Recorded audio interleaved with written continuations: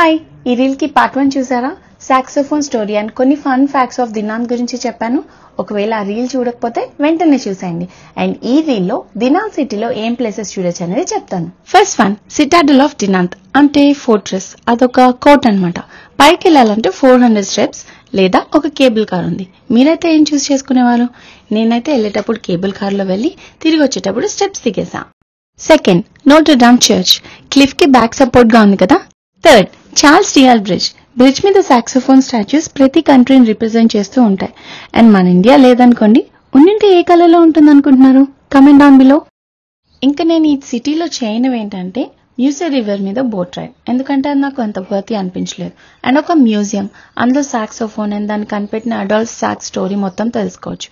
And మీరందరూ చాయ్ and biscuit lovers అయితే మీరు మిస్ అవ్వకూడదు ఇంకొకటి ఉంది, కుక్ ది దినాంత్.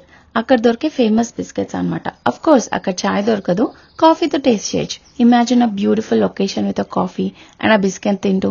నచ్చని వాళ్ళు లైట్ తీసుకోండి. సో మీరు కూడా బెల్జియం కి ట్రిప్ ప్లాన్ చేస్తున్నారా? అయితే దీన్ని మీ బకెట్ లిస్ట్ లో యాడ్ చేసేయండి. Thanks for watching. బాయ్.